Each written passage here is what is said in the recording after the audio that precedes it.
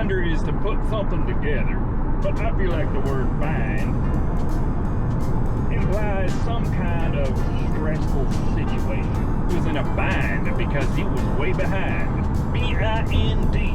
Hey, why don't you bind up his hand? Bind him.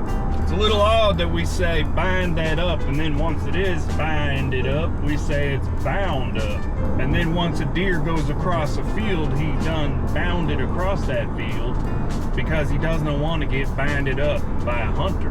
Once that deer runs across a field that is just covered in all the kinds of food and grass he likes to eat, you would say he abounds. Free shout out to Black Hills Plumbing and Electrical. How can we save your day? I propose we adopt this term bind when it comes to hamburger buns. Once you get that bun toasted and you put that around that burger has been bunned. It's kind of like it's being binded up by buns. Boinded. Bind turns to bound. Bund turns to, your stomach's all binded up from eating them buns. If you're underwater, you might get the bends. Bind with a Y. It's bends.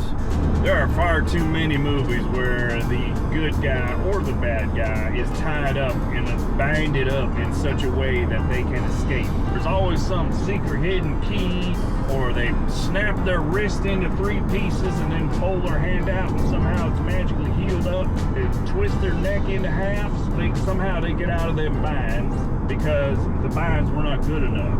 Because if they were bound up and then they escape and start bounding across the field, well, they're bound to get binded up again. That's way too much binding and bounding.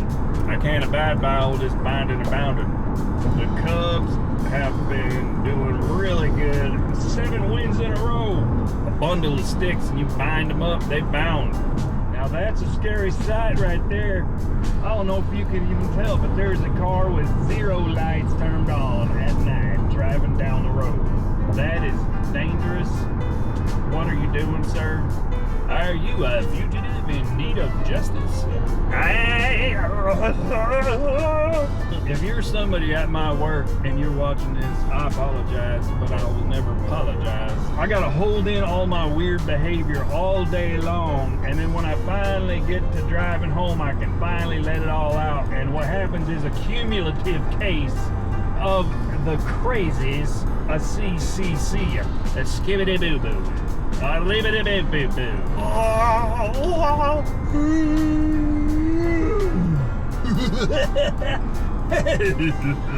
Is it possible for a human to die for being trampled by ants? Swiverty swerving all over the road. I'm talking about a quantity of ants that walk on your body until you die.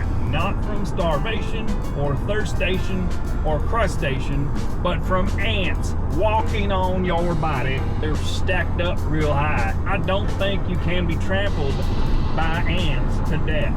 That's good news.